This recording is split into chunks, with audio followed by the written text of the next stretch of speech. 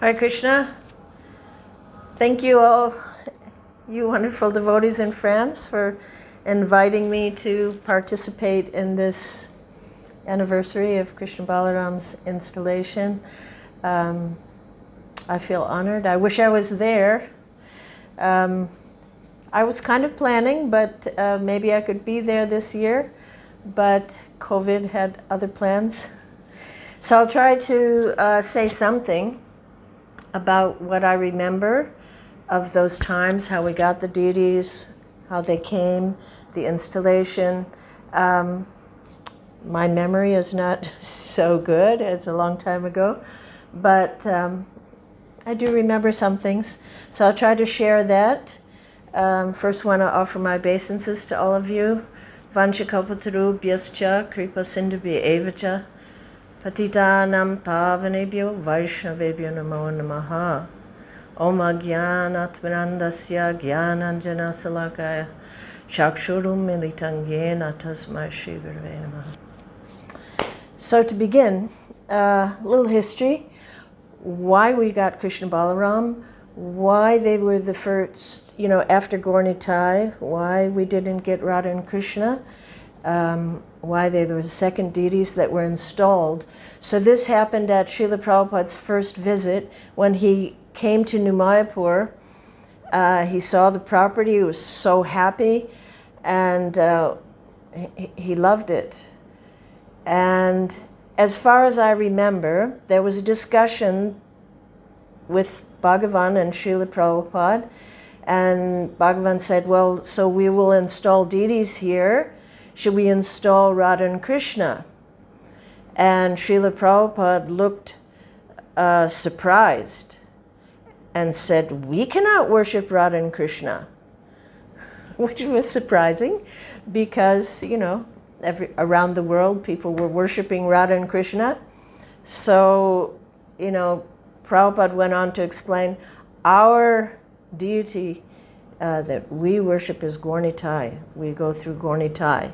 Now, I don't know exactly how he expanded on that, but that was the idea.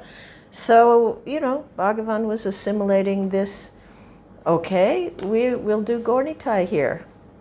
And then after explaining that, it seems just Srila Prabhupada, my speculation was just kind of, don't take this lightly, understand what we're doing.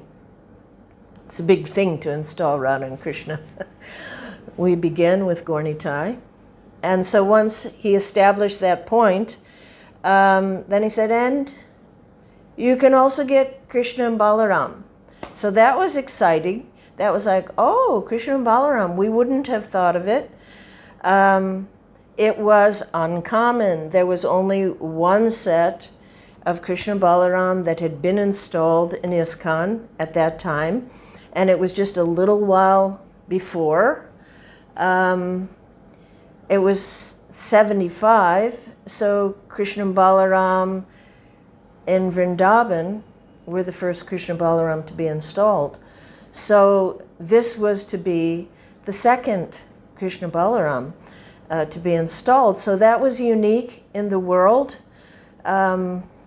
So this was something special, and devotees that were in a room were embracing that. Wow, Krishna and Balaram, wonderful. And then after Prabhupada, then he said, and then you can get Radha and Krishna. So he wanted us to understand the process. How do we do this? To think very carefully about how we worship. So that's a special thing, that it was Srila Prabhupada's desire, and he established that he wanted Krishna and Balaram. So that's special in the world. So those deities were ordered in Jaipur. Now, I will admit that because I got quite a lot of deities made in Jaipur, and we did Gaur Nitai, Krishna and Balaram, and Radha Madhav in New Mayapur. I was involved in ordering the deities, getting their clothing, and shipping things, and then bringing things back. So I've kind of, as time has gone by, merged a little bit of these histories, so it may not be so accurate, but the point being is that we had to, this order was made for first Gornitai and then Krishna and Balaram. So this was actually a very new thing that was happening in Jaipur. They hadn't dealt with Westerners before, only Jamuna and Bhardraj, who had come for carving the deities for Vrindavan.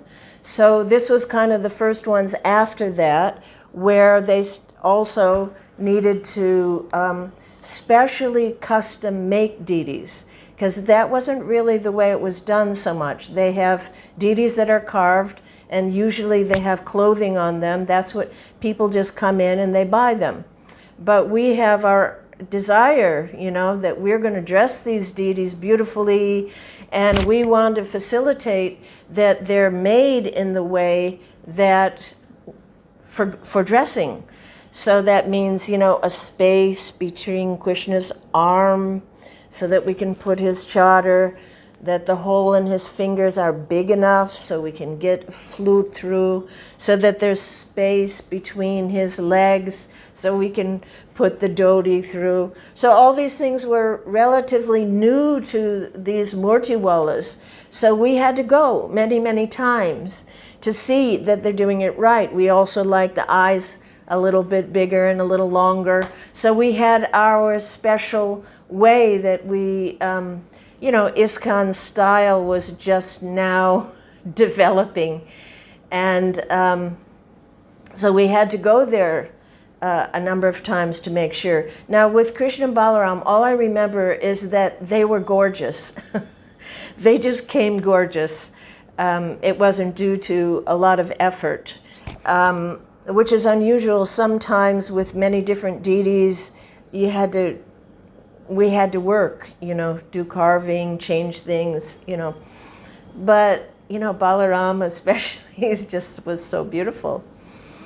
And, you know, so once they're made, you know, that was like a big deal because they weren't used to packing deities for international travel so much yet. So that was something we had to really sit there, watch, get the boxes made, get the appropriate kind of, you know, filling so that they were, and it was all so dangerous and scary, you know, that, you know, if they're not packed right, and then we would have to load them into a jeep and drive slowly all the way to Delhi, and carefully, because the roads are really bad at that time. It was, you know, a scary process that they would be, you know, they would arrive without being broken, you know. So then we took them, to make sure, we took them directly to the airport in Delhi, and then they were sent to France. And meanwhile, you know, I was still staying in Vrindavan to get the crowns, the necklaces, the, you know, everything that's required, all the cloth for their clothes, or the trims and everything, because in those days it hadn't started yet that we got custom-made outfits. We just pretty much made them ourselves. We bought cloth, saris, trims, appliques, and then we would make them. I don't remember if I made some while I was in Vrindavan or just when we came back, but we had to make these, you know, the ankle bells and the flutes, and you know, we had to make that big club for Balaram, and that was a real trippy, getting this stuff back to France. You know, the big club is like big like this, and a big plow for him.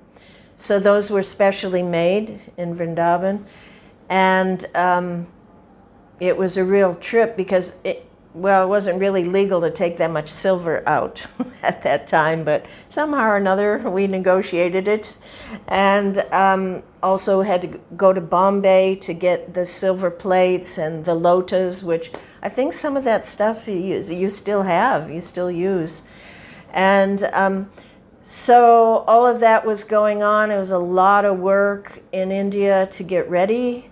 And then the arrival of the deities in France, I have to say that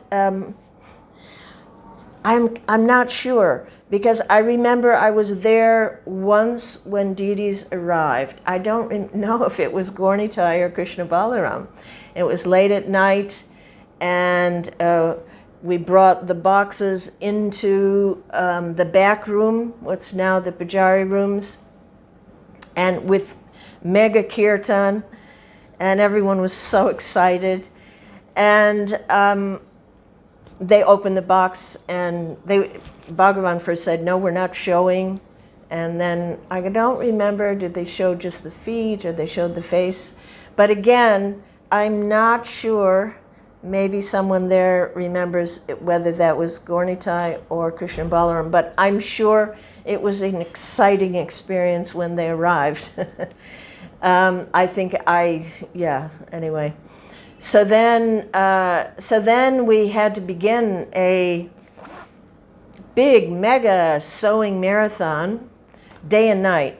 And there were many all-nighters to prepare all these things for the installation.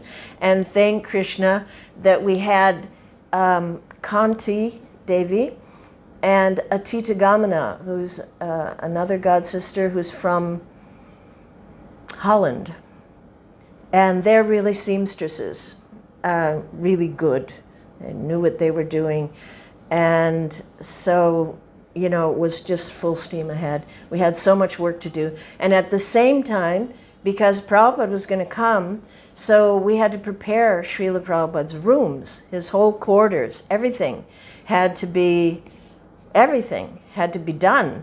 So I remember that Atita Gamana and I went to London, and we bought all the, you know, the cloth that's there. It's still all the same stuff.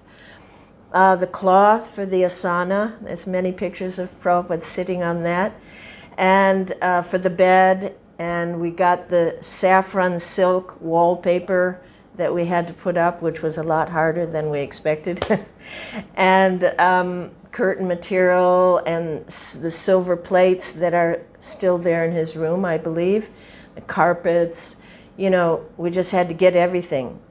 And then the other things like Prabhupada's bookshelves and his desk were ordered from Italy, I believe. And so that was another marathon that was going on, and many devotees, many involved.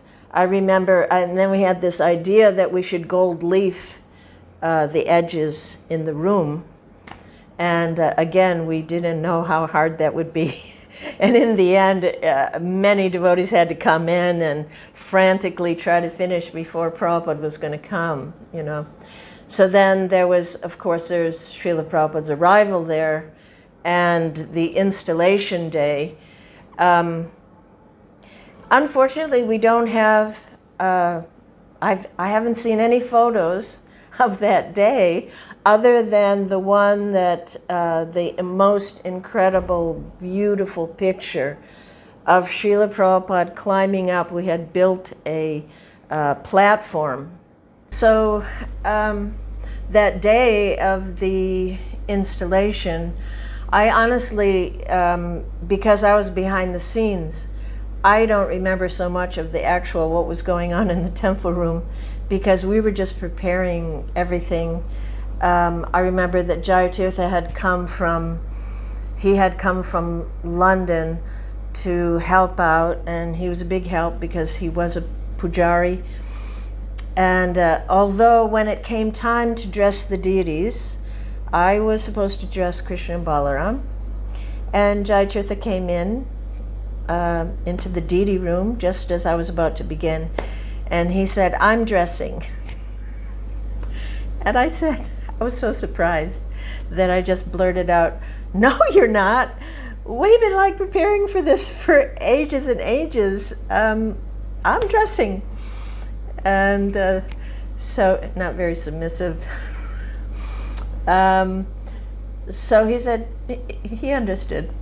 So he said, "Okay, how about, you know, that we have to do this really fast because we're going to open really quickly, and then Prabhupada's going to go out and do the initiations and all." So it was like, oh, we only had, I mean, he said something like, we have to do this in like 15, 20 minutes. So he said, "I'll do Balaram, you do Krishna." So I was, okay, all right, that's fair enough. So we very quickly dressed, but in the meantime, all the devotees went out, Srila Prabhupada went out, and they started the initiations out there. So actually, it was a very odd installation in a sense that everyone went out, and this went, the initiations, there's many pictures of that. It went on for a long time, and Prabhupada was unwell. So Prabhupada, when they were finished outside, Prabhupada went up to his room. And so there was no moment when there was the big opening of the curtains and everyone roared. It was just kind of a trickling in of devotees, and we finally opened the curtains. It had been a long time, so it hadn't happened as we thought it was going to happen. And nevertheless, everyone that trickled in was totally enchanted by the beauty of Krishna and Balaram.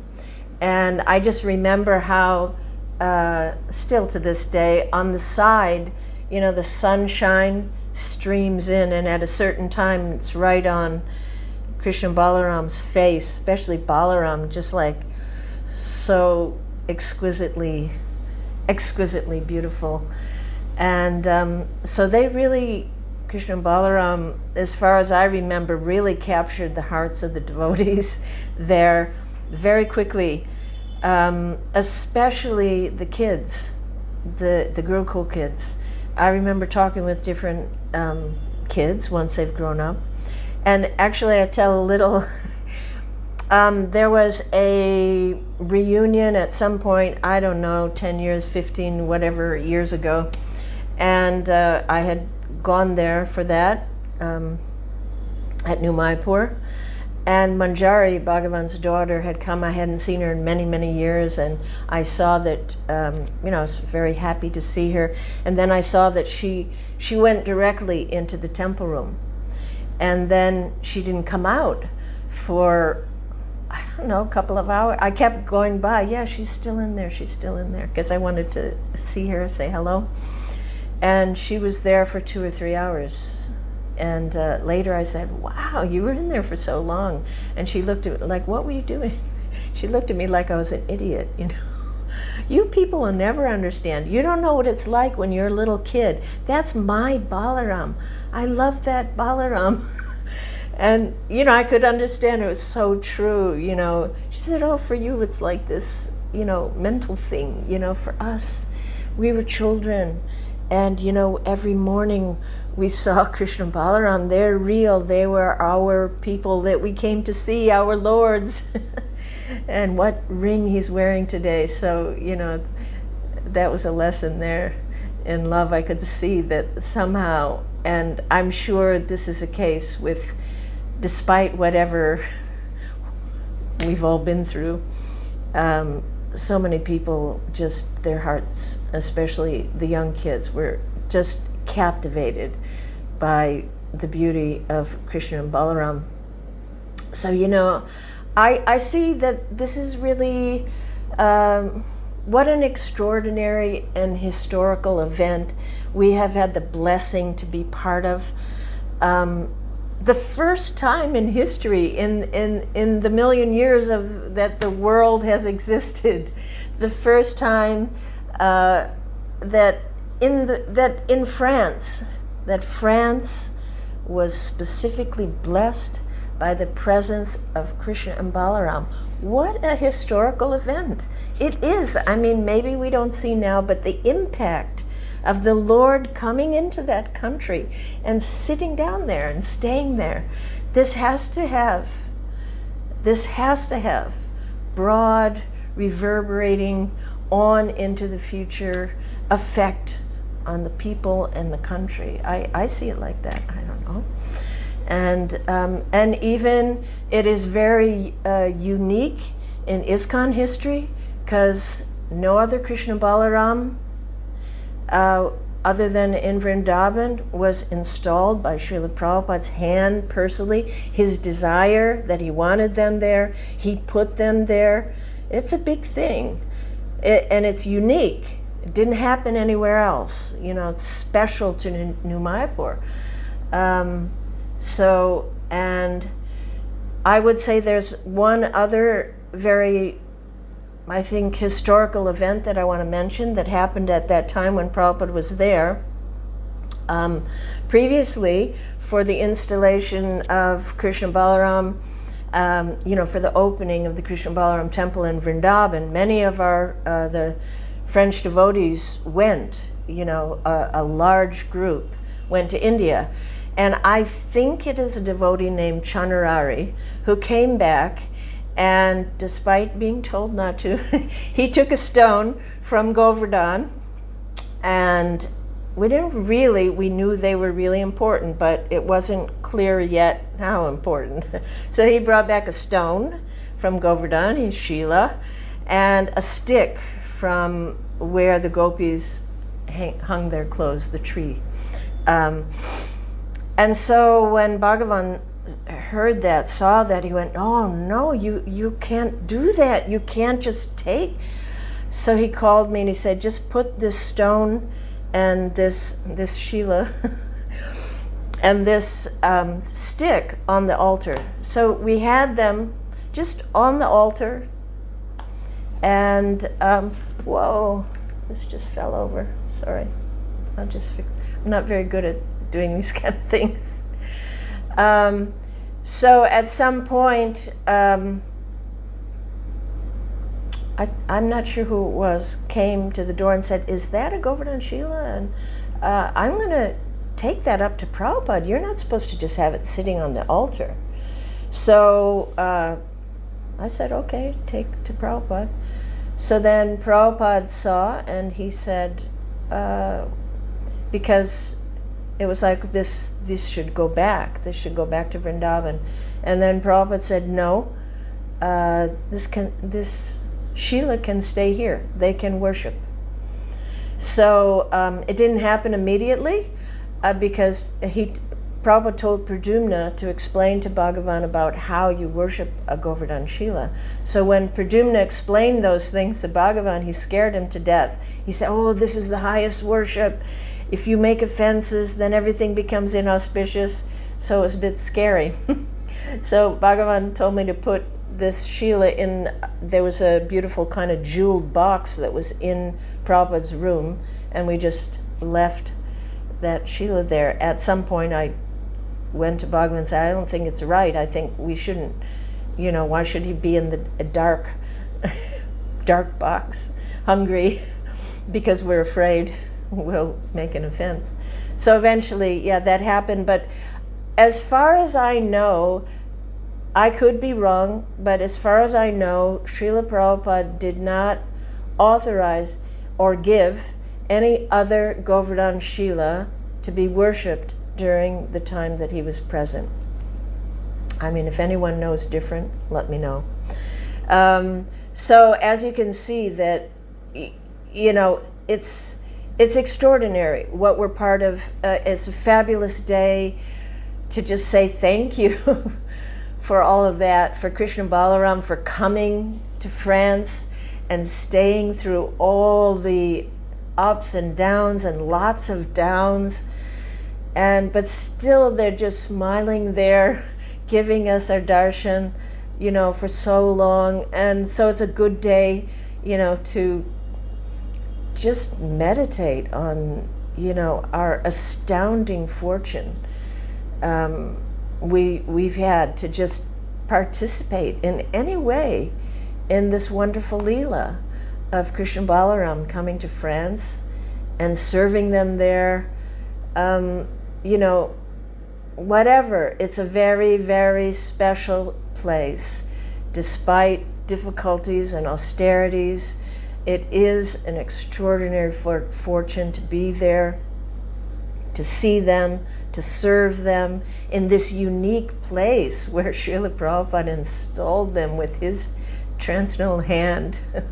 And also his personal quarters that are there, that he stayed in. There's so few places in the world where there's such a situation. I mean, I don't know, outside of India, maybe there's the Manor and Los Angeles, where Prabhupada's quarters are there, where he sat, and and also the deity that he installed. So it's amazing. It's an amazingly special place, special deities, and special devotees that, you know, that take care of them and that keep it all going.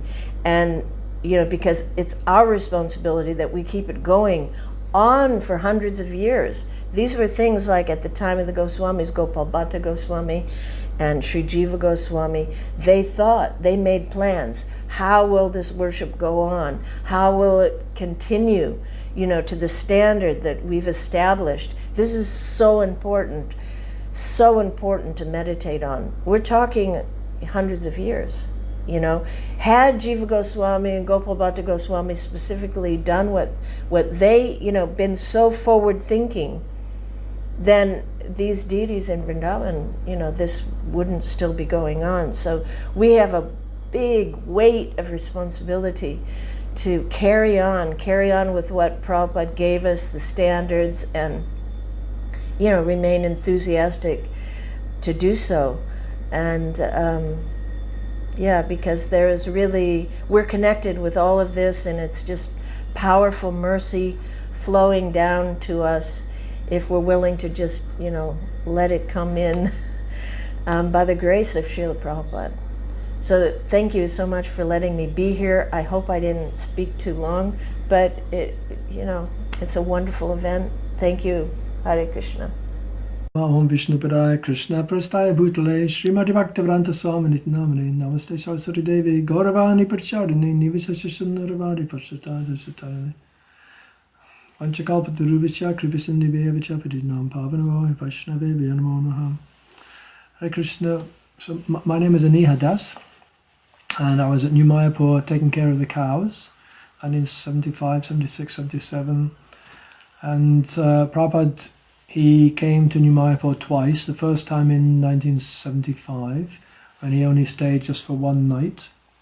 And at the time, that was only a few months or so after the devotees had moved in. And the commandant and his wife, they were still living in the building. And they were living in what is now Prabhupada's rooms. So Prabhupada stayed in one of the rooms that were further down the corridor. And I think also one of the commandant's men was also in the water tower with his wife or family. So Prabhupada just came for one night. There was the Vyasastan had come down from Paris. But when Prabhupada came in 1976, things were a lot more developed. There was already Gaunitai there. Devotees had worked very hard to develop the temple room. And I remember Srila Prabhupada wasn't supposed to come to New Mayapur. He had been very sick. But Bhagavan Prabhu, the GBC, he was hoping that Prabhupada would come to France. And he had all the devotees out, every single devotee who could be spared. The devotees who normally wouldn't go outside, he had them working in the gardens, in the fields and in the gardens to make them look nice. And but Bhagavan Prabhu, he went to England, and he persuaded Srila Prabhupada. Prabhupada very mercifully agreed to come to France.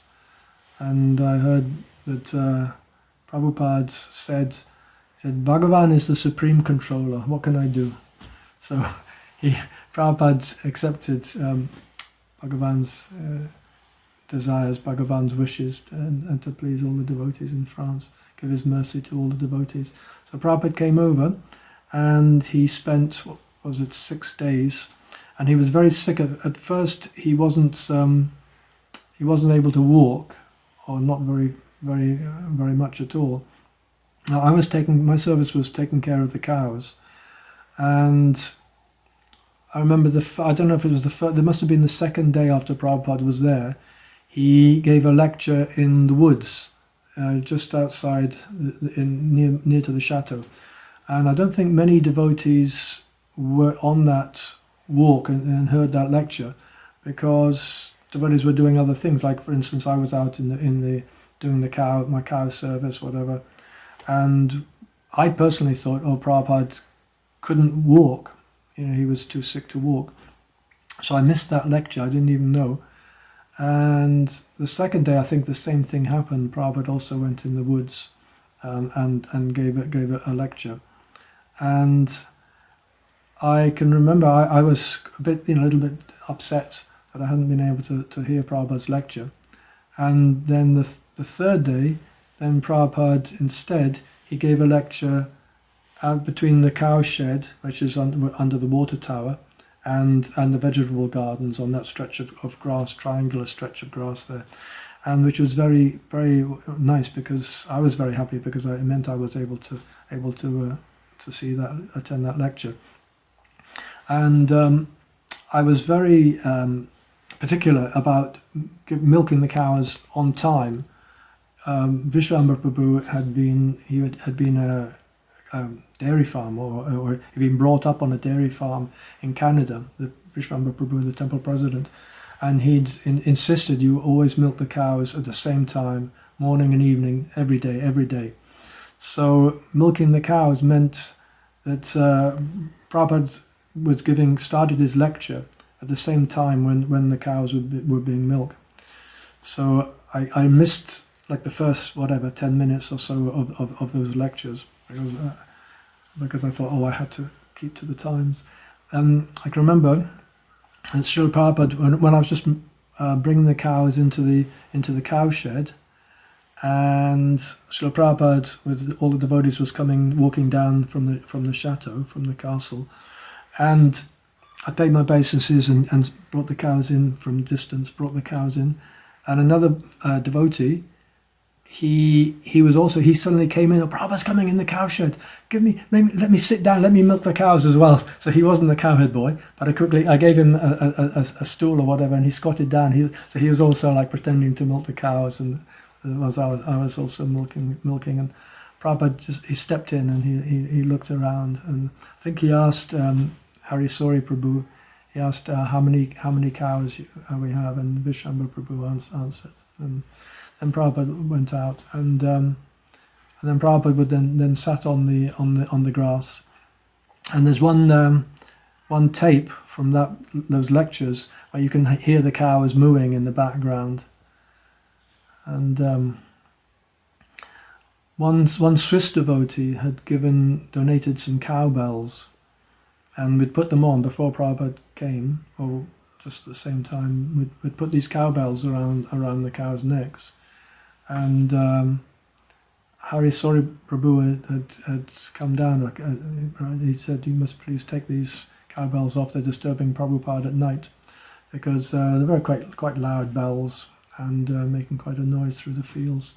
Prabhupada awake at night and doing his translating. And so those lectures for about 4 days, Prabhupada would give those lectures, and all the devotees around. And I can remember one lecture. I think Prabhupada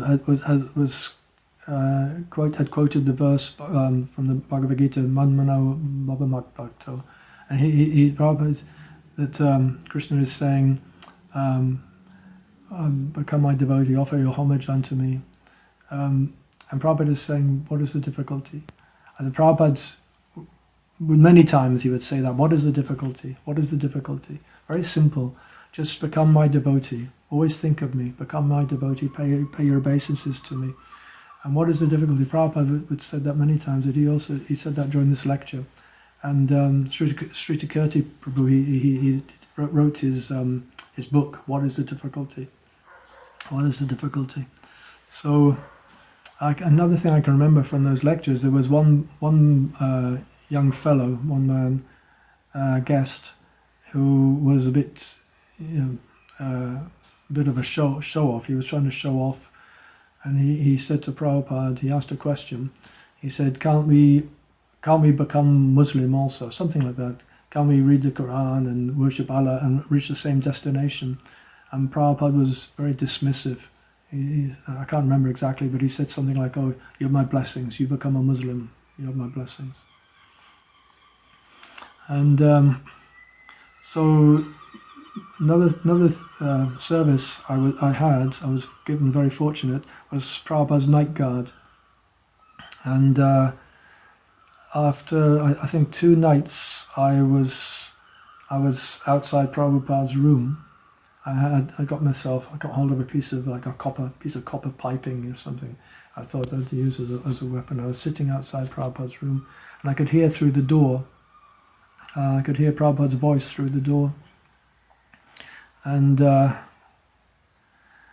then after the third day, then I think what happened was one devotee had arrived in the middle of the night. He'd driven up, and he said there was no one outside. No one had challenged him when he'd driven up. So like the third night, then I was asked to walk around the building instead. It was very warm, middle of the summer, so it was lovely and warm. So there I was walking, circumambulating around the building, and but because I was a cowherd boy, and Srila Prabhupada had drunk the milk from the cows that I'd milked, I felt very very satisfied. I thought that's the perfection of a cowherd boy's service. That Srila Prabhupada had actually drunk the same milk that I'd from my own hands that I'd milked those cows. And also I've always felt very satisfied, happy that I was able to be Prabhupada's night guard. Even though I don't know what I could have done if anyone had come. I'm not very strong, but that I could do something like that. And so Prabhupada was so merciful. He gave us so many unqualified persons. We were all unqualified, but Prabhupada gave us some little service for our benefit. Not that we can do anything of value for Srila Prabhupada. Obviously, lots of devotees did do some very valuable service, but even insignificant persons, Prabhupada gave them the opportunity to do some service like that, to milk cows for pure Vaishnava and to be his guard, night guard. And years later, I was in my occupation after I got married. I worked night shift for many years. So I was always thinking, the perfection of my night shift years was when I was Prabhupada's night guard. So thank you very much. Hare Krishna, Jai Prabhupada.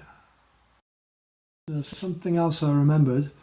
When Srila Prabhupada first went into the temple room and saw his Vyasasam, I'm pretty sure the marble floor had been laid down before like for Gaunitai. But anyway, Prabhupada had never seen that Vyasasam before. And I heard from one other devotee, I was way behind, so I wasn't there to see it, but I heard from another devotee when Prabhupada came in. When he first saw that Vyasasam, his eyes opened wide, and he went like this. He nodded his head from side to side like this. So Prabhupada was very satisfied, very pleased with that Vyasasam. And I think he only sat on it maybe once. I'm not sure that could have been for at the installation of Krishna Balarama, but I know because he was giving his lectures outdoors, so he only sat on that Vyasasam maybe once or twice. But he was very pleased with it. Hare Krishna. Hi Krishna Visesha, it's Kripa. I was thinking a lot about the installation of our beautiful Shri Krishna Balaram. And what I want to share with you is just the feeling that we all had whenever Srila Prabhupada came to New Mayapur or any temple or place that we might be. It was like we were all transported to a spiritual planet. It was like an ecstatic, excited bubble in which we were just anticipating Srila Prabhupada's arrival and how we could please him and how we would, take shelter of his lotus feet. And so I know the entire New Mayapur was just ecstatically anticipating his coming. Even he was ill, and we were so worried about his well-being. Still, underneath, somehow or other, we thought Srila Prabhupada would live forever. We could never imagine not having Srila Prabhupada's presence. So I just remember all the preparation, his beautiful room with the saffron silk wallpaper and the gold leaf and just all of that and all the preparations for the altar and Sri Sri Gorni Tai looking so beautiful and the clothing that was about to be prepared and the most gorgeous Krishna Balaram deities ever.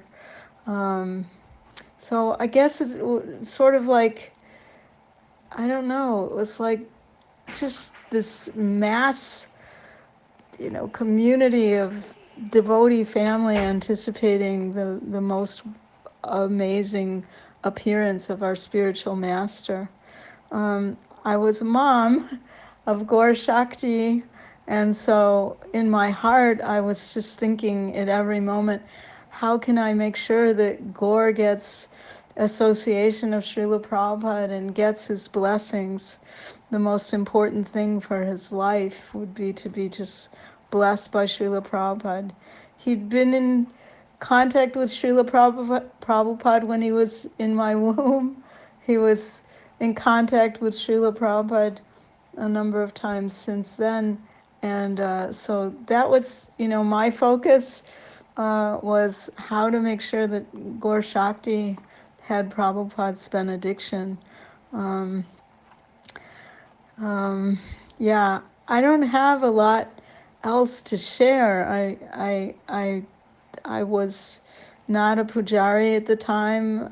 I was not, I was really basically being Gaur's mom and trying to help within the community in any way that I possibly could. So that's what I have to share, and I hope that somehow or other you can use this, you can edit it in any way that you think would be a good idea, that you could share this with the devotees. I offer my most humble obeisances to all the Vaishnavas and Vaishnavis at New Mayapur, to all the devotees who were there to help establish New Mayapur, to the most beautiful Krishna Balaram deities on the whole planet and beyond, to Sri Sri Radha Govinda Madhava, to Sri Sri Gaur Nitai, and to our most beloved Srila Prabhupada, who we're always still trying to prepare a place for him in our hearts every single day. So thank you for letting me share, and I'm looking forward to hearing everybody else's beautiful memories of that very special occasion 45 years ago. Hare Krishna. Please accept my humble obeisance. All glories to Srila Prabhupada. All glories to all the devotees serving Krishna Balaram in New Mayapur. And all glories to those of you who remain attracted to this wonderful project so dear to Srila Prabhupada. I was a very young devotee, 4 or 5 months old, when Srila Prabhupada visited New Mayapur in 1976 for the installation of the deities of Krishna Balaram. So I have a very little memory of the incidents that happened before and during the installation of the deities. But I do remember very well that the temple room was about to collapse, with so many devotees trying to squeeze in and be part of this memorable event. I was one of those who succeeded in entering the temple room, and in order to have a good view of the installation, I was standing on the small stone balcony of one of the windows on the back of Srila Prabhupada's Vyasasana on the right side. I could have a very good view of Krishna Balarama standing there on a raised platform in that area of the temple in front of Sri Radha Govinda Madhava. I don't recall if the devotees had already begun the Abhisheka without the presence of Srila Prabhupada, because the rumors circulating were that Srila Prabhupada felt too weak and would not come down to the temple. But suddenly Srila Prabhupada decided to come down, and I remember well when he walked in. He looked very weak, from the point where I was standing, I could see him walking. He looked very weak. And as he was trying to climb the few steps leading to the top of the platform, Srila Prabhupada lost a little of his balance. And amazingly, with his left hand, he took shelter of Sri Balarama by holding on his arm or shoulder. I don't remember very well. I believe none of us would have done that, knowing well that the deities are quite fragile and they stand on a small base. But Srila Prabhupada did it. It took me a few years to realize that for Srila Prabhupada, these were not marble statues, but actually they were the Supreme Lord himself, Sri Balarama and Krishna. Balarama is an expansion of the Lord that sustains everything in existence. He is the original Guru, so he is the shelter of his dear devotees. So Srila Prabhupada, as Balarama's representative, actually took shelter on Balaram when he lost a little bit of equilibrium while climbing the last step of that small staircase leading to the platform. It was amazing. I had always been very fascinated by the beauty of Shri Gaura Nitai until then, because they were the only deities we had. But when Krishna Balarama posed right next to Gaura Nitai, my admiration shifted more to Krishna Balaram, most particularly to Balaram. Let's face it, dear devotees, he is the most beautiful Balaram installed in this world, and in my humble opinion, is the most beautiful and attractive deity in New Mayapur. Well, we know Balaram is the manifestation of Krishna's beauty. If you feel worried, if you feel down, disappointed, unhappy, distressed, just go in front of Sri Balaram and everything dissipates. His beautiful face creates such a cooling effect in our minds. It's just more than amazing. Many devotees have had this experience. And if you're already peaceful and happy, you'll feel even happier by having the darshan of Krishna Balaram. So sometime later, I got my first initiation and I received the name of Krishna Baladeva Das. I was so ecstatic by having a name related to those deities that I was the most attracted to. So it was amazing. So I offer my sincere dandavats to all of you who are serving Krishna Balarama in New Mayapur. You are so fortunate, so fortunate. Jai Shri Krishna Balaram ki jai, Shri Gaura Nitai ki jai, Radha Govinda Madha ki jai, Srila Prabhupada ki jai, Nitai Gaura Pramanande, Hari Hari Hari Bo. Hello, dear devotees of New Mayapur. All glories to Srila Prabhupada. Thank you very much for inviting me to speak about my memories of the installation of Krishna and Balaram. Unfortunately, I wasn't in New Mayapur. When it came to Srila Prabhupada's visit, I was living in Italy, and the devotees became very excited because everybody was being given the opportunity to visit New Mayapur, to see Srila Prabhupada and to be present at the installation of Krishna and Balaram. But somebody had to stay back to look after Sri Gaura Nitai. And it was initially decided that Ali Krishna was going to stay back, but she was translating from English into Italian in the BBT offices in Milan, and as soon as she heard that Prabhupada was going to be in New Mayapur, she jumped on a train and left. And so it fell to me to stay back to look after Krishna Gaura Nitai. And all the devotees left except for a team of 4. So there was myself, Mrityuhara, who was ostensibly to be the temple president in those 4 days, Atiha, who was to be the assistant pujari, and I think it may have been Bhutika or Yamanaha, who stayed behind to be the deity cooks. And myself, I stayed to be Gaura Nitai's pujari. those 4 days are a very intense memory for me, even though I wasn't there for the installation of Krishna and Balaram.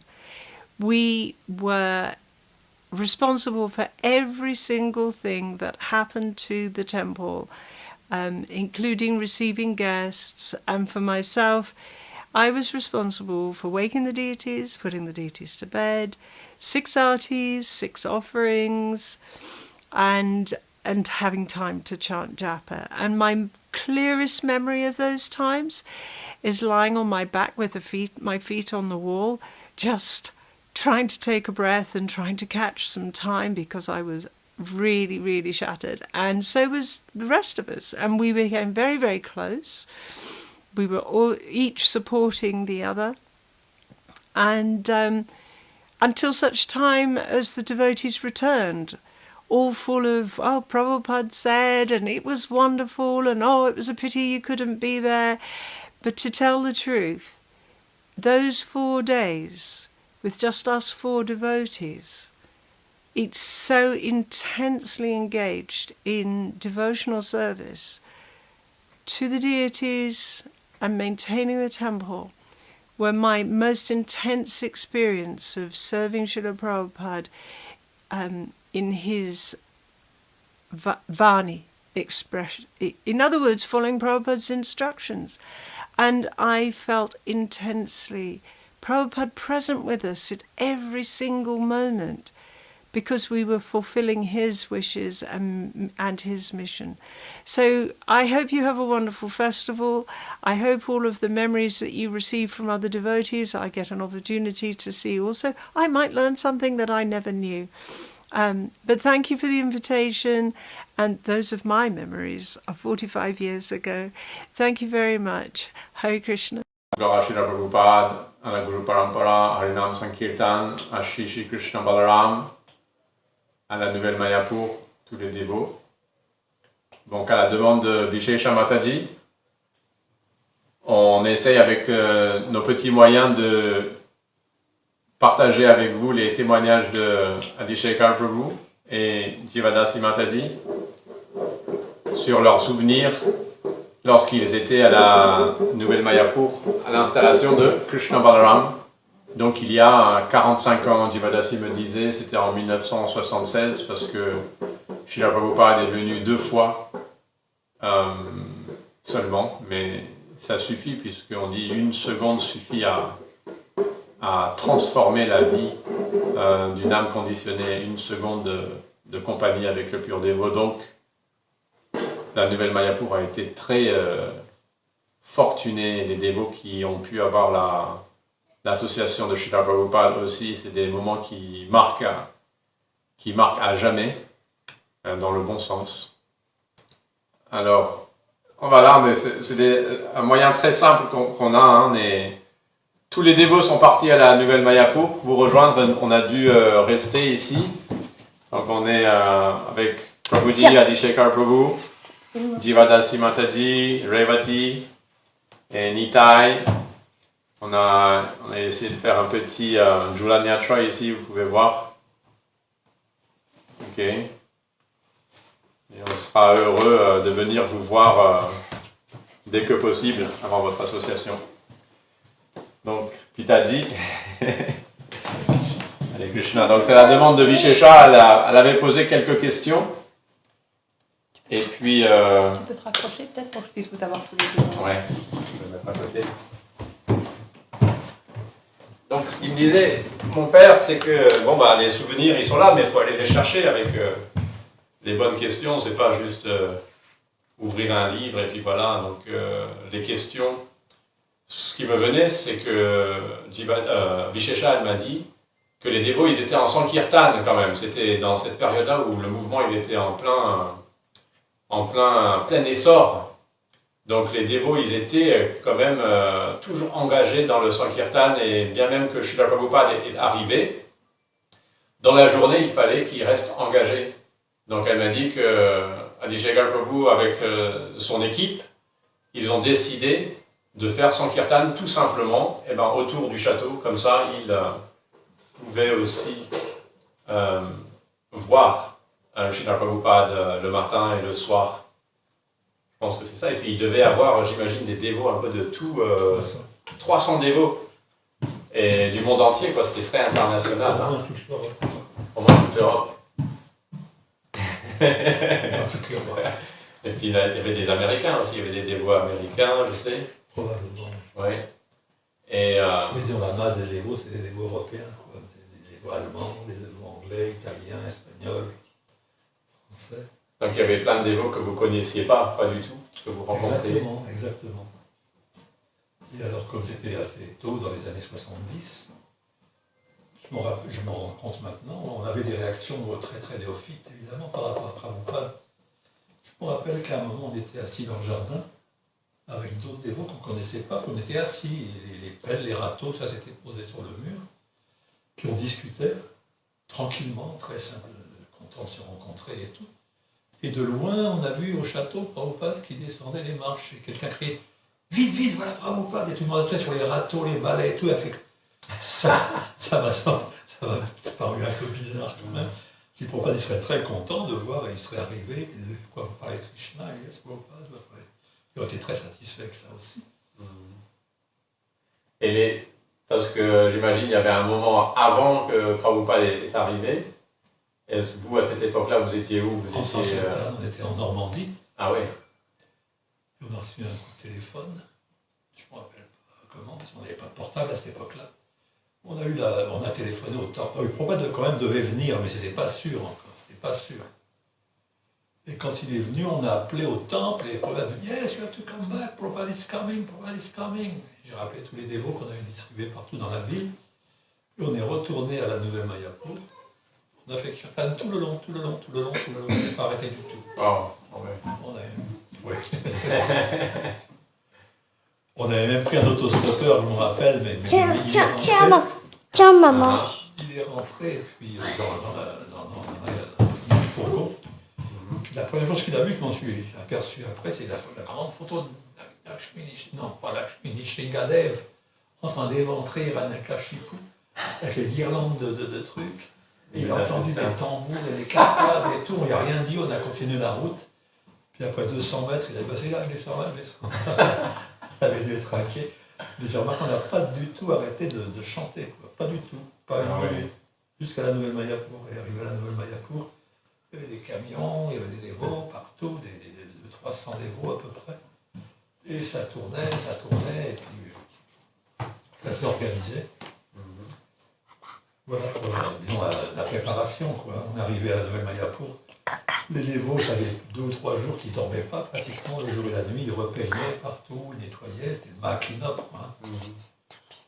Et comment dire, on a attendu le lendemain que Prabhupada nous donne signe. Il y avait ces deux grands sapins qu'il y a sur le côté gauche, sur le côté droit du temple. Il y en a un qui n'est plus là, qui a été frappé par la foudre.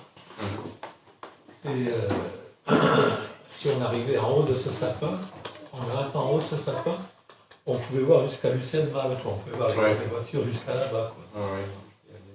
Puis il y a ce dévot, comment il s'appelait son nom? Il est monté guetter. L'ancien mari de Draupadi, oui.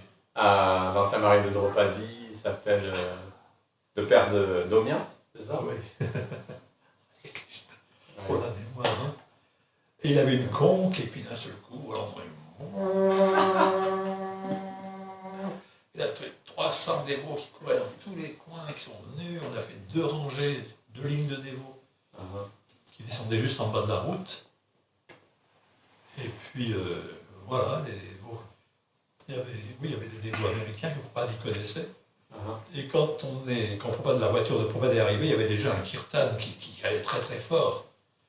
Et Srila Prabhupada est descendu de la voiture en bas de la route, puis il est monté à pied jusqu'au château, mais tout doucement, en faisant des sourires, en passant au dévot. Et puis un dévot qu'il connaissait bien, je me rappelle plus de son nom, qui était président à Paris à cette époque-là, donc. Et il a tapoté le crâne comme ça. Et il fait Prabhupada, on a accompagné Prabhupada jusqu'au marche du château, quoi.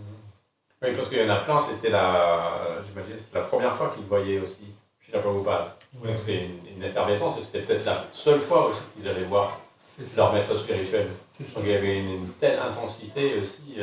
Parce qu'ils n'étaient pas prêts partout à arrêter le Sankirtan complètement. C'est-à-dire, là en tout, il devait y avoir au moins une centaine de dévots de Sankirtan de toute l'Europe, je veux dire. Oui, il n'allait pas faire tous les pays, il n'allait pas voyager. Il arrivait d'Angleterre, je pense. D'accord. Mais là-bas, il faisait courir le bruit que, enfin, Bhagavan était parti à Londres pour demander à Prabhupada de venir en France et tout. Si je fais des erreurs, comment dire, j'ai peu corrigé, c'était cette année-là ou l'année d'avant. Mais il arrivait à Londres et il a dit Prabhupada avait dit je pense pas que je vais venir, parce que je suis très malade, etc. Et après, on va retrouver certainement en Inde. Et tous les dévots là-bas, ils disaient la même chose. Ils disaient c'est pas la peine d'attendre, qu'est-ce que vous attendez là, Prabhupada va parler en France de toute façon et tout. Et tous les jours, Bhagavan y allait, puis on parlait avec Prabhupada et tout. Prabhupada dit I can talk properly, this and that. Et Bhagavan, il a eu une illumination. Il a dit on a installé un élévateur, un ascenseur. Il a regardé comme ça les dévots qui étaient tous autour. On va dire est-ce qu'il y a un ascenseur, I must go. Et là, les Bhagavan, évidemment, étaient certainement super contents. Et Prabhupada est venu donc, et donc il a emmené au point où il est à la Nouvelle Mayapur. Et après, je me noie un peu dans la masse des dévots. Je ne sais pas qui est-ce qui était toujours à côté de lui. Le jour d'après ou le jour suivant, on avait fait aussi un beau palanquin pour chez la Prabhupada et on l'a promené à travers la propriété. Il est arrivé au jardin aussi. Et au jardin, il est descendu tout seul, mais c'était vraiment comme un film, quoi. Personne n'appelait de Prabhupada, on était tous autour, 300 personnes qui le regardaient lui, qui rentrent dans le jardin, chacun de ses pas, chacun de ses gestes. Et Prabhupada était conscient de ça. Il a cueilli une cosse de petits pois. Il dit, déjà une rumeur dans toute l'assemblée, tu vois. Et Prabhupada a regardé les dévots comme ça, puis il a ouvert petit à petit, comme ça, puis il en fait tomber un dans sa main, un, deux, puis il a regardé les dévots, il a fait comme ça, et là il y a eu un Haribo, comme si Narada Muni était apparu carrément, quoi. On était convaincus que les petits pois, ils n'allaient pas reprendre naissance comme des petits pois. Allez, Krishna. Ça, c'est un des lilas que Prabhupada il avait fait, et puis il y avait ma femme, Mahima Poussana, à cette époque-là, qui était très humble, très effacée. Pendant que Prabhupada était en bas, et bien, tous les dévots étaient en bas, sauf elle était dans la chambre de Srila Prabhupada, en train de nettoyer le sol. C'est elle qui m'a raconté donc après. Et quand Prabhupada, tout était fini, mais elle était en train de nettoyer et tout, en train de regarder par terre et tout, et en train de frotter, et d'un seul coup, elle avait 2 pieds devant son nez, comme ça. Puis elle a regardé comme ça, petit à petit, puis elle dit Prabhupada, qui la regardait avec un grand sourire, il a dit Thank you very much. Elle a été récompensée de ça au moins. Voilà. Alors, il y a une question qui me vient, c'est les Murtis de Krishna Balaram qui ont été installés. Est-ce que tu te souviens, c'était qui a eu l'idée de les installer? Est-ce que c'est Srila Prabhupada qui avait dit ok, on va installer ces déités-là, ou comment ça s'est passé, les déités? Elles sont venues de où? Bien, il y a eu, comment dire, une rue. Bon, j'étais pas trop au courant parce que j'étais en Sankirtan et puis ça se passe au-dessus de ma tête, si on peut dire. Mais le fait d'avoir un temple Krishna Balaram, c'était dans l'air depuis longtemps parce que Prabhupada, il voulait que ça s'appelle le temple de Krishna Balaram Temple. Il y en avait 2 dans le monde à cette époque-là. Et donc c'était prévu depuis longtemps.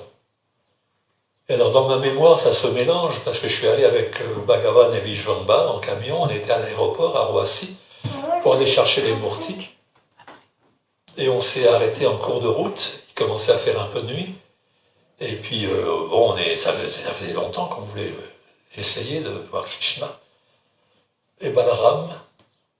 Et on s'est arrêté dans un champ, en pleine nuit, avec des torches.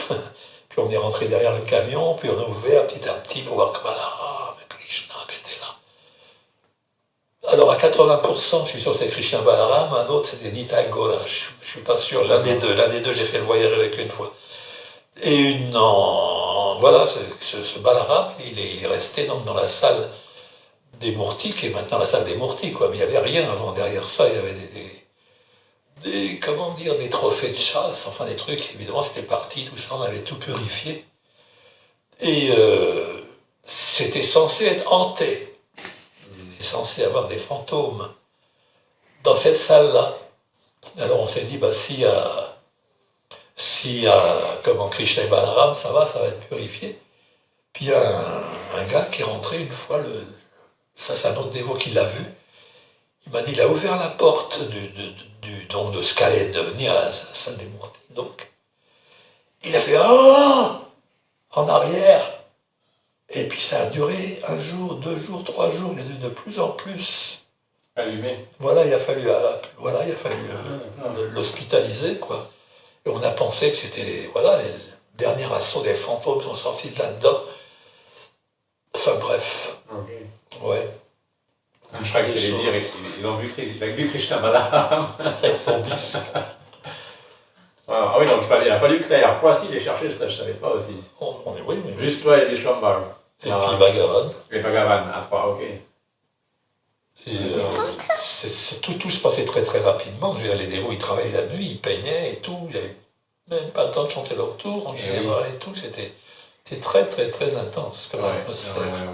Ouais, ça allait tellement vite l'installation, enfin d'acheter le château et puis les dévots qui arrivaient de partout. Enfin, c'était vraiment une période, on a du mal à imaginer, mais ça allait à une vitesse, à une intensité qu'on ne retrouve pas forcément maintenant.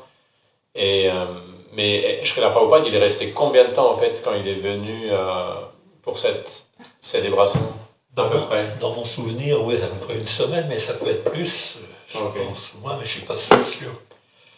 Je suis même pas sûr qu'on a pu rester jusqu'à la fin, mais on faisait autour de la nouvelle Mayapur, donc Châteauroux maximum.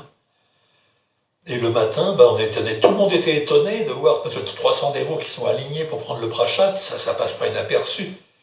Puis juste à l'heure du prachad, un petit camion et 4 dévots dedans qui s'en vont. On s'arrêtait 300-400 mètres plus loin, on se rentrait un peu dans la forêt, puis on allait cuisiner un couscous.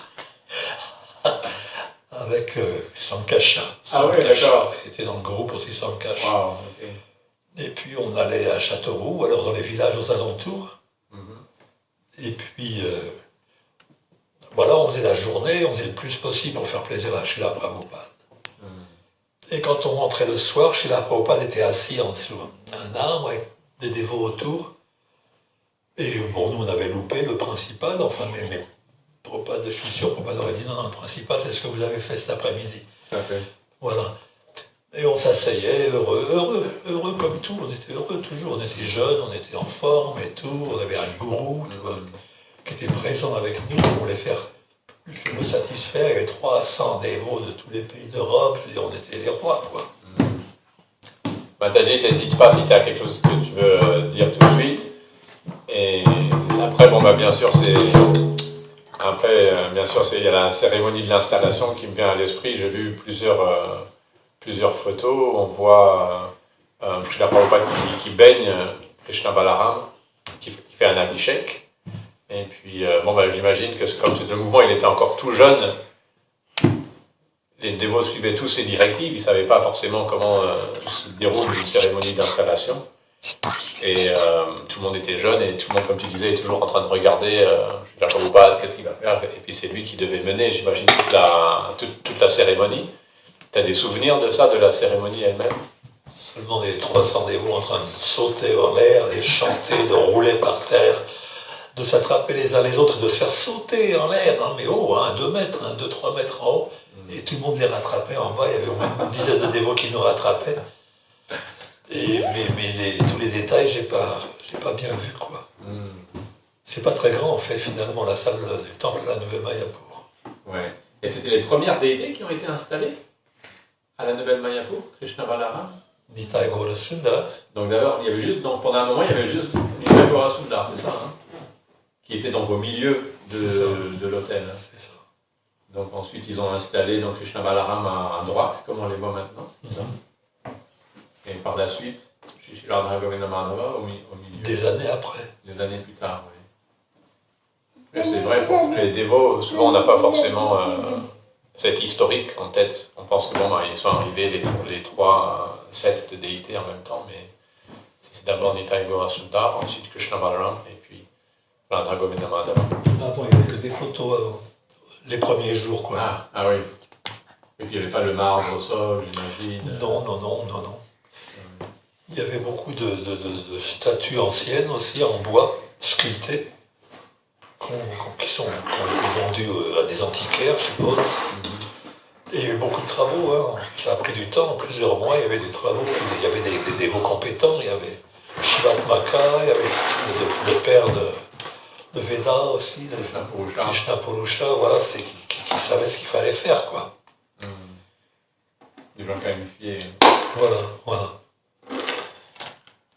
Mataji, je suis sûr que tu as plein de choses à dire. Ou est-ce que je te pose des questions? Bah dis ouais, je vois que tu as des choses à dire. Hare Krishna, Omagana Timilandasya, Janandana Sarakaya, Sakshu Lunalita Mina Tashmaishi Gurave Namaha. Jai Srila Prabhupada Ki Jai. Donc moi en 1976, j'étais depuis 6 mois au manoir et je faisais Sankirtan à partir de là. Et Srila Prabhupada, donc il est venu une semaine environ. Et mon service, en fait, j'avais eu le droit de rester sur place. Et ah oui, c'est qu'aussi, le jour même où Srila Prabhupada est arrivé, il y avait une sécheresse dans toute l'Europe depuis assez longtemps. Et dès que Srila Prabhupada il a mis le pied sur l'aéroport de Londres, il y a une pluie diluvienne qui s'est abattue. Donc, Harinam Sankirtan qui ça fait pleuvoir. Et ça fait plaisir à tout le monde, ça a rafraîchi. En fait, c'était comme le Julan Yatra, c'est une période très rafraîchissante. Et donc, mon service, là, c'était de préparer l'offrande de 4 heures. Le Pujari l'emmenait sur l'autel. Après, je faisais le transfert et j'allais porter ce prashad à Srila Prabhupada. Parce qu'en fait, on m'avait dit qu'il mangeait que ça. C'était le seul moment où il mangeait, c'était surtout des fraises. L'après-midi. Et donc j'ai amené le petit plateau et je demandais au serviteur est-ce que je peux rentrer pour le porter moi-même. C'était impossible, il y avait un garde qui était là tout le temps. Et donc je lui donnais, puis alors j'essayais de le charmer, je lui disais je vais juste offrir la salade de fruits, offrir mon hommage et ressortir. Non, il n'y avait pas moyen. Je me suis même cachée pendant plusieurs heures derrière le rideau. Dès qu'il va baisser la garde, je rentre, j'offre mon hommage et je ressors. Ça n'a jamais été possible. Donc je me souviens, Prabhupada aussi, il descendait beaucoup à chaque fois de son palanquin pour aller donner la classe. Et puis aussi, il a fait des classes en bengali ou hindi sur la pelouse, parce que tous les Indiens, ils avaient amené leur pique-nique, et moi je leur distribuais du maha. Et donc là, j'étais avec Mandakini, et quand Srila Prabhupada, il est parti pour prendre son avion pour Paris. Donc nous, juste avant que Srila Prabhupada y parte, on a pris un train pour arriver exactement à l'heure que Srila Prabhupada il arrivait à l'avion. Et quand il est arrivé à l'aéroport, il nous a regardés comme ça toutes les deux. Il savait bien qu'on était au manoir il y a quelques heures. Et comment que ça se fait qu'on arrivait juste en même temps que lui?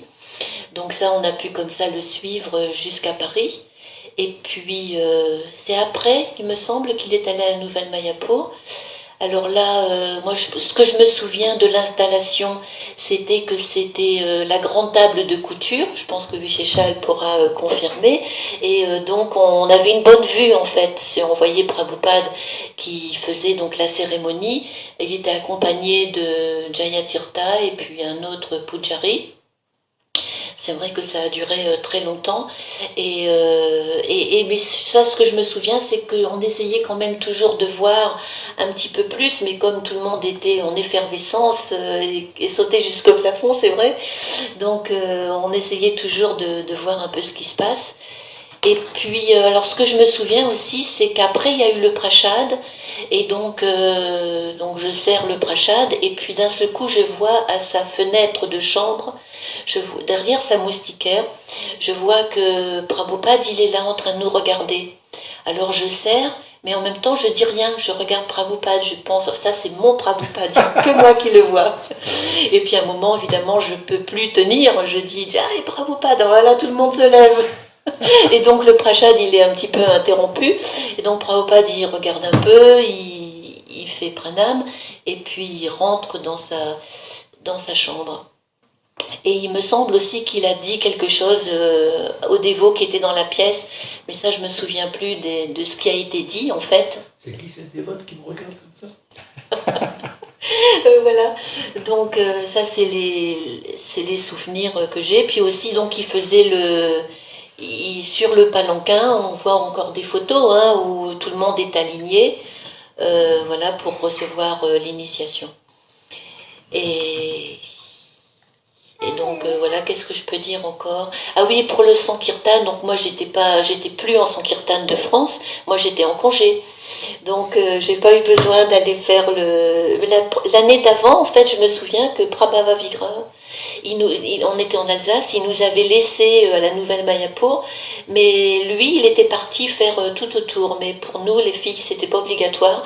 On pouvait prendre un break. Et ce que je me souviens aussi, c'est que il y avait des cordes tout autour du château. À certaines heures, on pouvait pas rentrer dans le château parce que il fallait faire aucun bruit. Et pour que Prabhupada puisse traduire. Et je me souviens aussi que les Gurukuli, ils habitaient dans la forêt et on pouvait pas rentrer. Et alors c'était l'année en 75 que j'avais acheté des chaussures à Srila Prabhupada en toile orange, que j'avais acheté au Monoprix de Champs-Élysées. J'avais regardé qu'il faisait bien la taille 42. Et donc je lui ai offert, enfin toujours par l'intermédiaire d'un serviteur. Et donc après, quand Prabhupada il est parti en 76, ces chaussures-là, elles ont été déposées à la Nouvelle Mayapur, dans sa chambre, elles sont toujours là. D'ailleurs, il faudrait mettre une petite cloche pour préserver de l'usure. Peut-être que c'est fait maintenant. Et il y a aussi un produit. Donc voilà, c'est magnifique. Et puis sa chambre, c'est vraiment un refuge, parce que là, on peut vraiment se recueillir, lire. Moi, quand j'y allais, je lisais à Prabhupada le Madhya Lila, 8e chapitre. Je le lui lisais en français, je m'asseyais juste devant son bureau, mais c'est les années précédentes. Hein. Voilà, donc c'est un havre de paix. Il faut jamais revendre la Nouvelle Mayapur, comme ça a été question toutes les quelques 2 années. Donc il faut que ça reste vraiment un lieu saint. Voilà, je souhaite à tous les dévots qui vivent encore de trouver du bonheur et encore la présence de notre bien-aimé fondateur, Srila Prabhupada. Voilà, Hare Krishna. Krishna Balarama ki Ki jai. jai.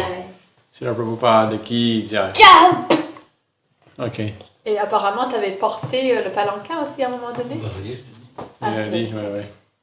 Mais quelque chose d'intéressant, tu disais, peut-être tu peux répéter, c'était pas filmé comment tu disais, Srila Prabhupada, il tenait la main de Krishna pendant l'installation. Oui, c'est quelque chose qui m'a frappé, hein, parce que les mortiers étaient dans la salle du temple en attendant d'être installés sur leur autel, donc.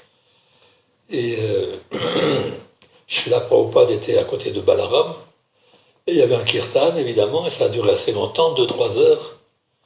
Et Prabhupada, quand je l'ai regardé, il tenait la main de Balarama, il tenait la main de Balarama. Et là, je pensais, il est en train d'inviter Balarama à venir à la Nouvelle Mayapur et tout. Tu vois, je trouvais ça comme une situation vraiment transcendantale, spirituelle. Qu'est-ce que Prabhupada peut... Qu'est-ce qu'il peut penser maintenant que ce coin en France où il n'y a jamais rien eu, il y a toujours eu des... Et d'un seul coup, il vient installer Krishna et Balarama après avoir fait son voyage de l'Inde et tout ça en bateau. C'est une aventure grandiose.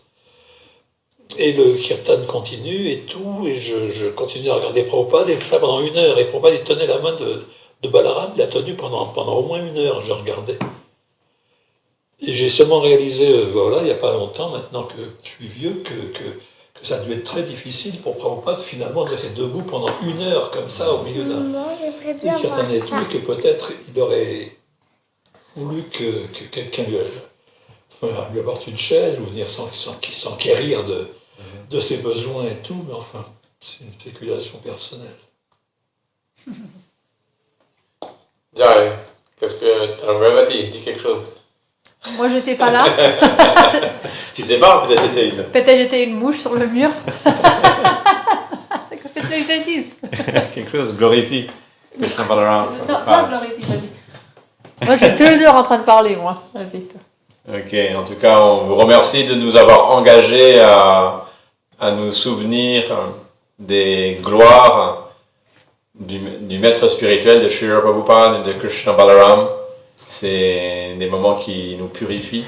Et bien qu'on ait juste un petit groupe de 5 ici, on se sent connectés aussi avec vous tous là-bas. On prie pour vos bénédictions, que vous offrez nos hommages à tous les Vaishnavas et à leur Seigneur Hari Hari Bol, Hare Krishna. Merci encore.